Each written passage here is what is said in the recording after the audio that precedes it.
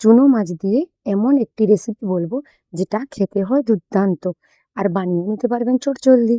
এক থালা ভাত এটা দিয়েই নিমিষে শেষ হয়ে যাবে। তো চলুন দেখে নিই কি করে বানাচ্ছি। প্রথমে একটি কড়াই নিয়ে এর মধ্যে 2 চামচ সরিষার তেল নিয়ে নিয়েছি। সরিষার তেলটা গরম হয়ে গেলে কালো জিরে ফোড়ন দিয়ে দিচ্ছি। কালো জিরে ফোড়ন দেওয়ার পর ফ্লেমটা একটু লো করে দেবেন, কারণ কালো জিরেটা পুড়ে যেতে পারে।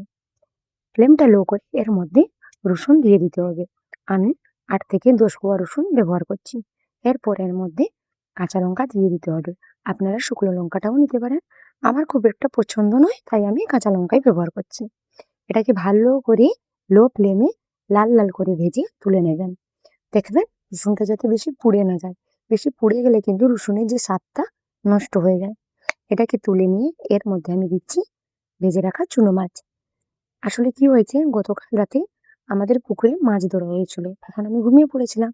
আর তখনই বাবা, ভাই, দাদা সবাই মিলে মাছ ধরতে গিয়ে এই চুনো মাছগুলো নিয়ে এসেছিল। মা ওটাকে ভালো করে ভেজে রেখে দিয়েছিল, আর সকালে উঠেই আমি এটা বানিয়েছি। তো এটাকে আমি শিলনোড়া দিয়ে ভালো করে বেটে নিচ্ছি। আপনারা মিক্সিতেও পিষতে পারেন, কিন্তু এমন ভাবে বাটবেন যাতে এটা বেশি মিহিও না হয় আর বেশি গোটা গোটাও না থাকে। মিডিয়াম একটা বেটে নেবেন যাতে একটু মুখে লাগে। বেশি মিহি করে বাটলে কিন্তু স্বাদটা ভালো লাগবে না। এরপর ওই সেম কড়াইয়ের মধ্যে 1 চামচ সরিষার তেল নিয়ে গরম করে এর মধ্যে কুচিয়ে রাখা পেঁয়াজ নিয়ে নিতে হবে। আমি একটা পেঁয়াজ ইউজ করছি, আপনারা দুটোও ইউজ করতে পারেন। এরপর পেঁয়াজটাকে ভালো করে নাড়িয়ে চাড়িয়ে নিতে হবে যতক্ষণ অব্দি একটু লাল লাল না হয়ে যায়, মানে একটু গোল্ডেন গোল্ডেন কালার যতক্ষণ না আসে। গোল্ডেন কালার আসার পর এর মধ্যে কুচিয়ে রাখা টমেটো দিয়ে দিতে হবে। আমি একটা টমেটো নিয়েছি। টমেটোটা একটু হালকা ভাজা করার জন্য এর মধ্যে লবণ ও হলুদ দিয়ে দিতে হবে। লবণ হলুদটা দেওয়ার পর তাকে ভালো করে কষিয়ে নিতে হবে। মশলাটা যেরকমের আপনারা কষান, যে কোনো মাংস, মাছ, যে কোনো রান্না করলে যেভাবে কষান এইভাবে কষিয়ে যাওয়ার পর উপর থেকে একটু জিরের গুঁড়ো দিয়ে দিতে হবে।